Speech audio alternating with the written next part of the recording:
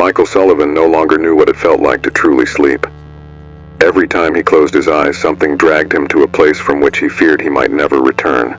It wasn't just insomnia. It was a conscious nightmare where time and space distorted, and his own body became a prison. He couldn't escape. And worse still, he was beginning to wonder if maybe he didn't want to, because in that other reality someone was waiting for him, someone he should never see again.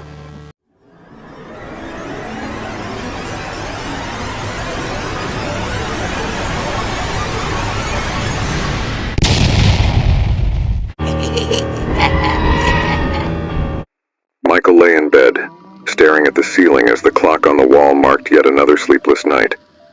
The ticking of the hands was a cruel reminder that another night was being consumed by his greatest enemy. Insomnia. Since the death of his wife, Claire, 5 months ago, he hadn't been able to sleep properly. Every night was a battle, and with each passing night, he felt like he was losing a little more of himself. The room was bathed in a silent gloom, but inside his mind the chaos was deafening. The guilt tormented him. He had survived the accident that took Claire's life, and that was something he couldn't get over. Every night he relived the sound of the tires skidding on the wet asphalt, the crash of impact, and Claire's screams fading into the darkness. Michael turned over in bed trying to push the thoughts away, but the pain of grief was a constant presence, a weight on his chest that seemed to suffocate him.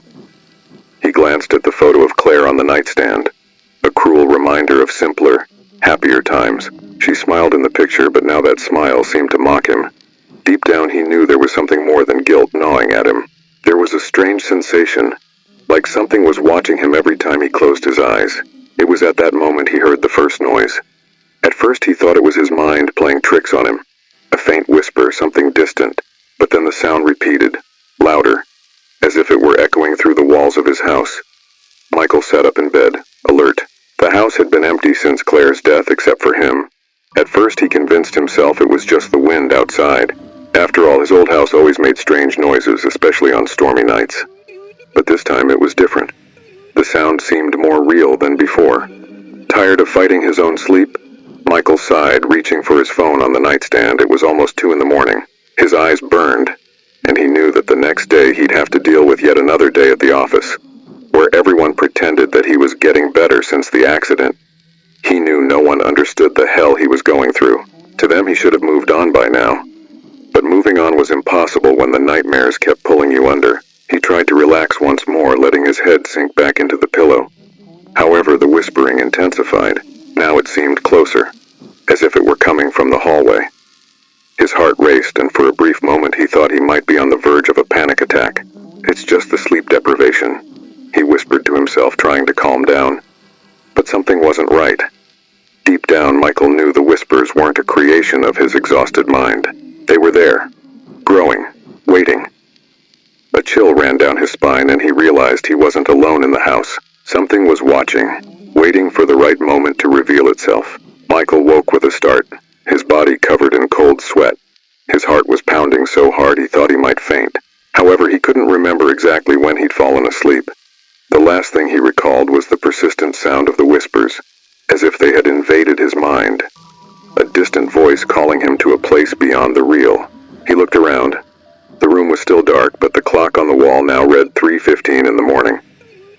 He rubbed his face, trying to shake off the suffocating feeling that clung to him like a knot in his throat. There was something different about that night. Part of his mind wanted to ignore what had just happened, rationalizing everything as a product of his insomnia. But another part, a darker part, knew that something had changed. When he closed his eyes again, it was as if the world around him had disintegrated. Michael didn't know where he was. The ground beneath his feet felt dry, cracked like a desert abandoned by time. The light was dim, coming from a sky covered in clouds, starless. And around him, the landscape was a mixture of long shadows and shapeless forms. It was as if he were trapped somewhere between a dream and a nightmare. He began to walk, not of his own volition, but as if his feet were being guided by an invisible force. Each step echoed in that vast emptiness, and the only thing breaking the silence was a faint whispering wind, murmuring something he couldn't understand.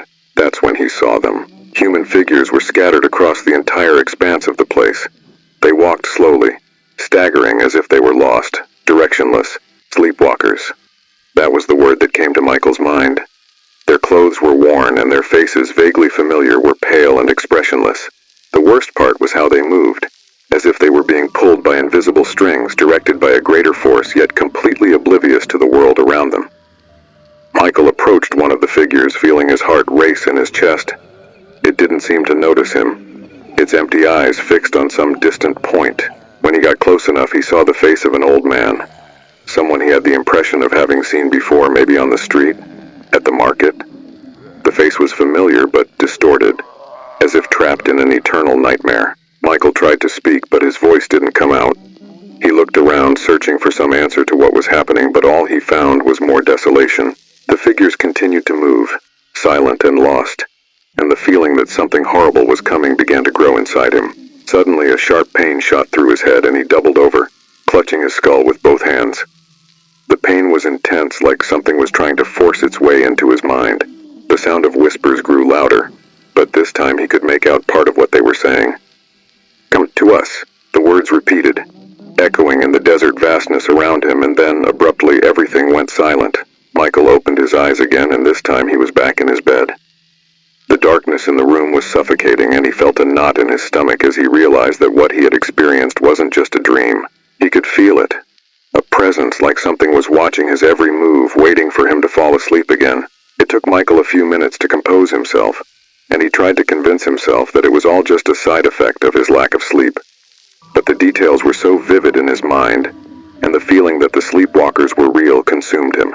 He decided not to tell anyone what was happening. People already looked at him with pity, as if he were a broken man since Claire's death. He didn't want them to see him as crazy, but the truth was that no matter how much he tried to escape it, something was wrong. There was something in the air, something that whispered in his ears whenever he closed his eyes, and for the first time, Michael began to wonder if his nightmares weren't trying to take him somewhere from which he might never escape. In the following days, Michael began to feel that the weight of what was happening was becoming increasingly difficult to ignore. Work, which used to be his escape valve, now seemed like a distant haze. At the office, he could barely concentrate on the trivial tasks. Words and numbers tangled in his mind, losing their meaning. The only thing that occupied his thoughts was the nightmare, that barren, desolate world full of lost people, those sleepwalkers. One of those days he was on his way home when something froze the blood in his veins. As he drove through the quiet streets of Millbury, he saw, out of the corner of his eye, a figure that made him slam on the brakes. The man walking slowly along the sidewalk was the same old man he had seen in his dream, the one with the empty eyes and pale face. Michael gripped the steering wheel, his heart pounding. It can't be him, he thought, but his mind fought against reason. He followed the man with his eyes, watching him walk heavily as if in a trance. It was the same posture, the same worn-out clothes, the same expression of absolute emptiness. Michael felt a chill run down his spine. He knew it was impossible, but the man was there as if he had stepped directly out of his nightmare. The old man continued walking, undisturbed, unaware of Michael's presence. What was happening? His breathing quickened. Panic began to take hold. He hit the gas, trying to flee from the disturbing sight.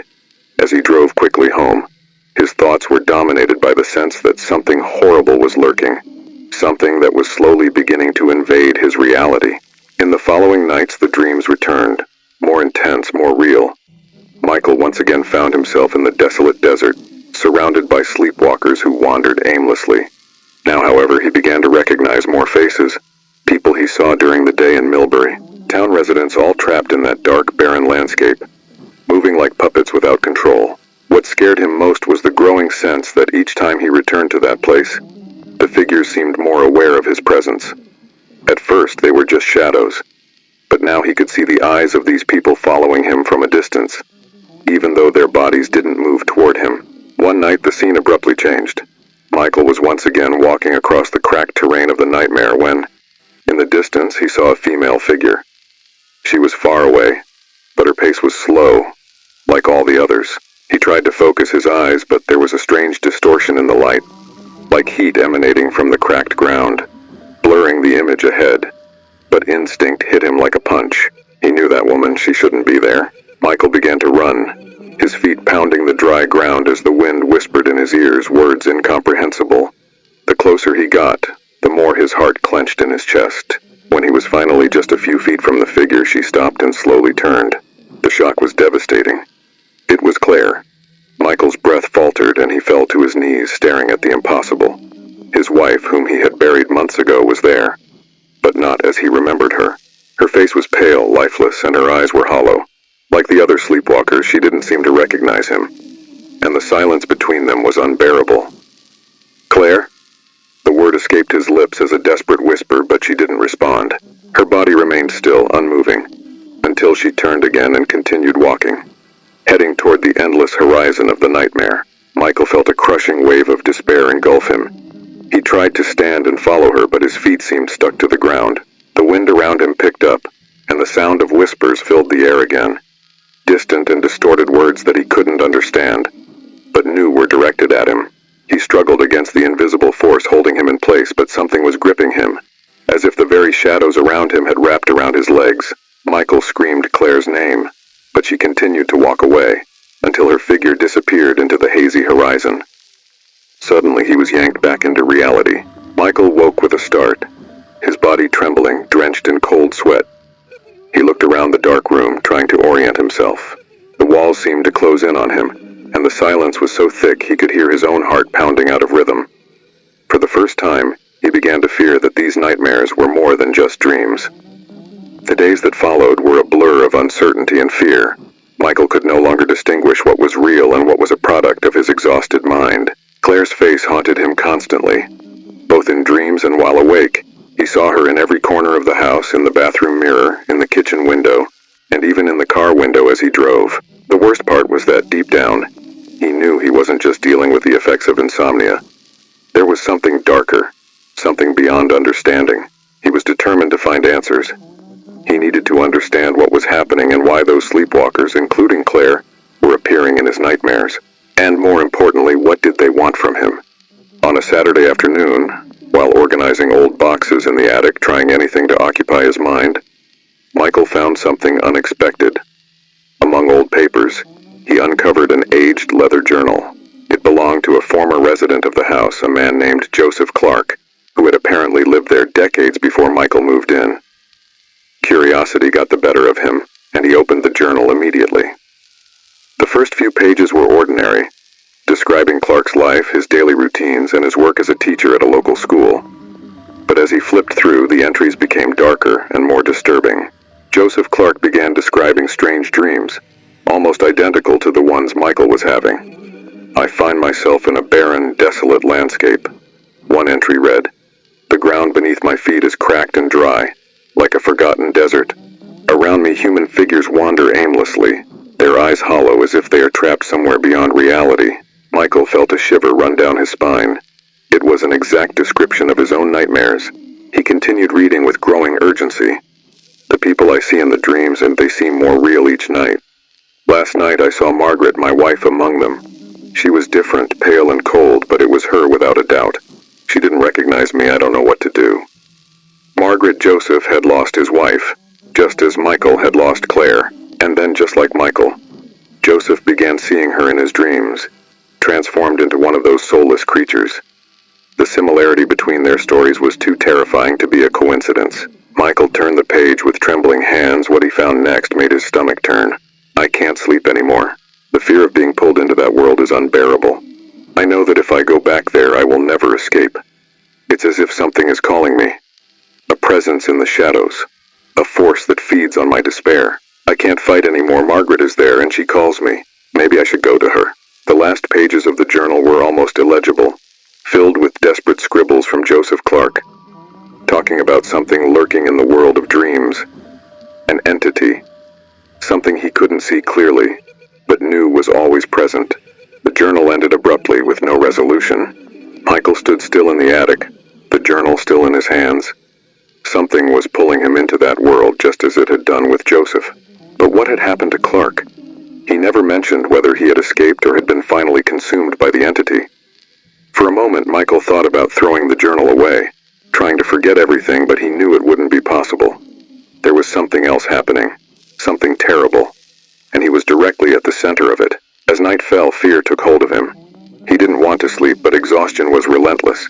His eyes burned, his body was tired, but his mind resisted sleep at all costs. He knew that if he went back to that place, he would find it again. That void, the sleepwalkers, and maybe even Claire. Michael felt a new wave of panic at the thought of Claire. The journal had warned him. The path to damnation was in answering the call of those he loved, and losing his soul in the process. That thing pretending to be his wife wasn't Claire. It was something disguised, something that wanted to take him to the same fate that had consumed Joseph Clark. He had to find a way to fight it, but the question that echoed in his mind was how. Michael descended from the attic. Feeling the weight of what he had just discovered, he knew he couldn't last many more nights.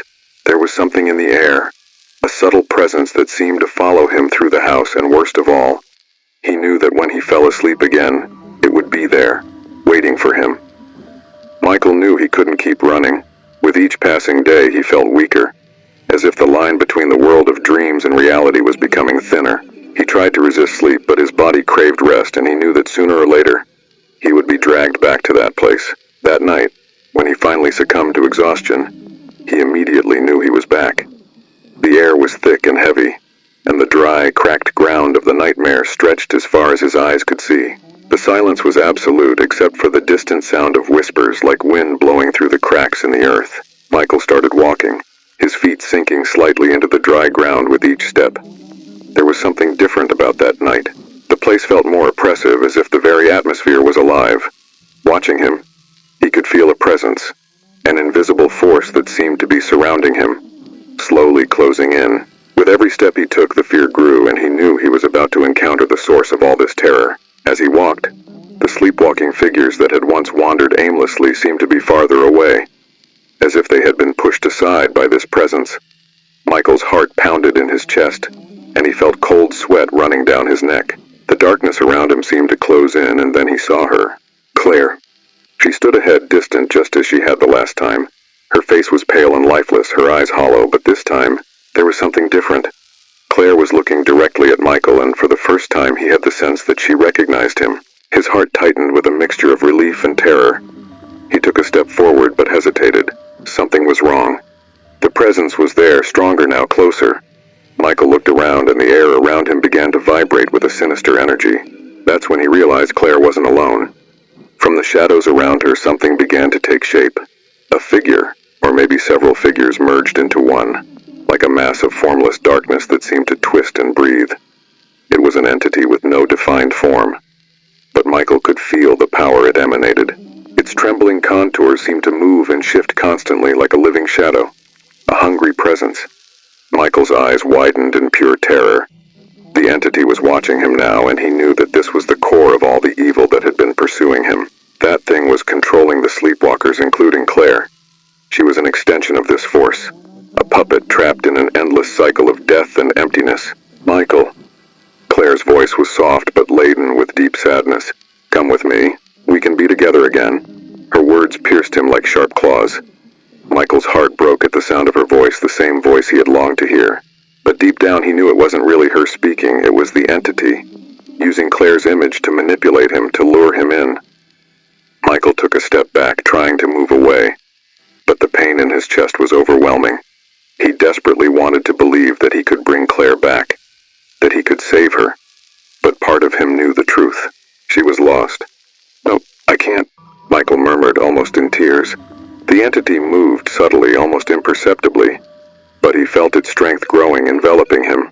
The air became heavy, and he felt his legs begin to give way under the weight of that invisible pressure. The entity didn't need physical force to crush him. It was feeding on his emotions, on his despair, on his guilt. The sound of the whispers grew louder, more urgent. Michael fell to his knees, feeling as though his entire being was being drained. He knew that if he gave in, that entity would take him, just as it had taken Joseph Clark, just as it had taken Claire. You're not her, Michael shouted, summoning the last of his strength. You'll never be her. The entity hesitated for a brief moment, as if surprised by his resistance, but then the pressure intensified, and Michael's despair deepened. He knew he couldn't defeat it, but he had to fight, had to resist, or he would lose everything. Then suddenly, like a shadow retreating from a flame, the entity pulled back. The world around him began to unravel, and Michael felt his body being yanked back into reality. Michael woke with a start. His body was trembling. cold sweat pouring down his face. The room around him felt small and suffocating. He looked at the clock. 3:50 in the morning. Time no longer seemed to make sense. The disorientation took hold of him, but that wasn't what filled him with fear. The true horror was the crushing certainty that the entity hadn't given up. That thing was still after him, and now it was only a matter of time before it consumed him completely. He knew he couldn't continue like this. The cycle was repeating itself, and as Joseph Clark had described in his journal, it would eventually drain his soul. If he gave in to exhaustion, if he closed his eyes again, he wouldn't have the strength to resist. But how do you fight something that isn't physical? Michael got out of bed, his steps heavy, as if the weight of the world was on his shoulders. He went to the bathroom and splashed water on his face, trying to wake up fully. The reflection in the mirror looked like someone else. The eyes tired and sunken, the skin pale and lifeless. It was as if he was already being consumed, as if part of him had been left behind in that endless nightmare.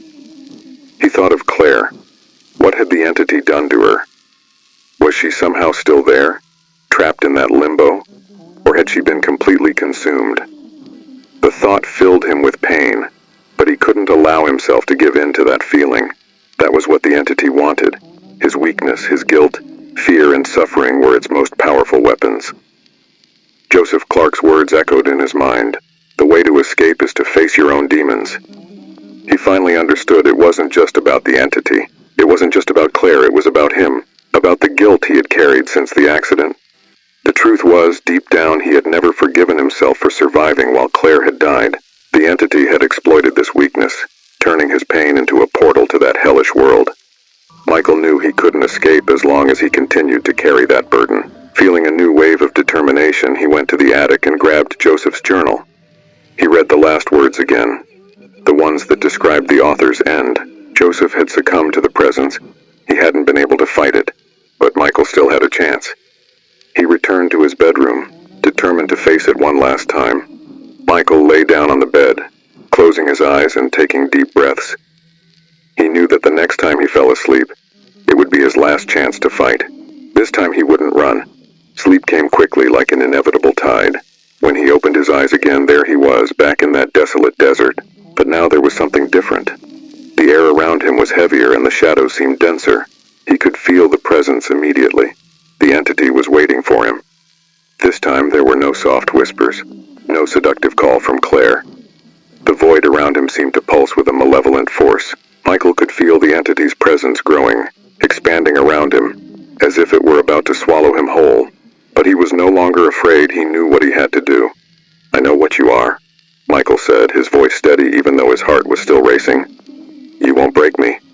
The entity seemed to hesitate for a moment, and the wind that had once whispered went suddenly silent.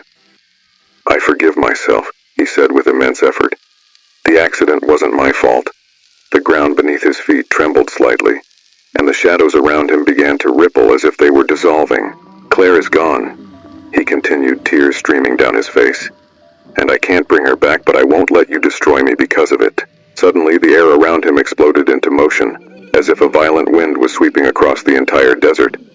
The entity made its final strike, trying to engulf Michael, but he stood firm, unwavering, staring it down. The shadows thrashed, screaming. But then a light began to emerge, a light that came from within him, bathing the darkness and dissipating the shadows. And then the entity was gone. Michael opened his eyes, taking a deep breath. He was back in his bedroom. The nightmare was over, or at least that's what he hoped. Michael woke that morning with a sense of relief he hadn't felt in months. The air in the room seemed lighter, and for the first time in a long time, he could breathe without the constant weight on his chest. The entity was gone. The barren desert, the sleepwalkers, the empty face of Claire, all of it had been left behind, buried somewhere deep in his mind, where he hoped it would never resurface. However, there was something different. The house seemed strangely quiet, too quiet. He went downstairs to the kitchen, seeking some normalcy, something to reconnect him to his routine. As he made coffee, he looked out the window and noticed that the world outside seemed the same as always. Neighbors walking their dogs, kids playing across the street. Everything was normal. But inside Michael, something still felt different. Even with the apparent end of the nightmare, he couldn't shake the feeling that something remained. The entity might have been defeated, but the emotional scars were still there. The void, though silent now, hadn't completely disappeared. It was like a shadow that lingered in the corner of his mind, reminding him of how much he had lost, and how hard he had fought to stay sane. Throughout the day, as he tried to resume his routine, a sense of unease settled within him. It was a difficult feeling to describe, as if the silence around him was waiting for something. Every movement, every sound in the house seemed amplified, and the echoes of his confrontation with the entity still haunted him. That night, Michael was afraid to close his eyes. The fear that everything would start again, that the entity could return, still haunted him. Was what he had done strong enough to break the cycle? Or had it just been a battle won in a much larger war? When he finally gave in to exhaustion and fell asleep, the transition was smooth. No nightmares, no barren desert, no ghostly figures waiting for him. The silence this time was real. For the first time in months, Michael was able to rest. However, when he woke, a disturbing thought crossed his mind. What if the entity hadn't really left? What if it was just waiting, watching him from the shadows like it had before, waiting for the right moment to invade his dreams again? What would stop it from coming back? Michael got out of bed, his breath quickening. He knew that the battle against his own demons had been won, but the fear still followed him like a persistent shadow. The entity fed on his fear, on his guilt, and as long as those feelings still resided within him, even if they were controlled, there was always the risk that it might try to return. Feeling the weight of this possibility, he returned to the attic that very morning. He climbed the stairs in silence, his hands slightly sweating. When he opened the door, the room was exactly as he had left it. Joseph Clark's journal was still on the table, a reminder of the fight he had faced. He didn't touch it. Instead, he looked around, feeling a strange calm. Even though the answers were there, he didn't want to know more. Michael knew that the peace he felt at that moment was fragile, a temporary truce, and the only way to move forward was to accept that fragility. He couldn't cling to the past, couldn't drown in guilt or grief. He descended the stairs with a new sense of resolve. Even if the shadows followed him, he wouldn't let them win again. But as he walked through the house, he felt the familiar chill on the back of his neck, a slight breeze that shouldn't have been there, as if the wind were whispering in his ear. The feeling of being watched returned. Michael didn't turn around. He knew that as long as he kept walking, he would never be completely free.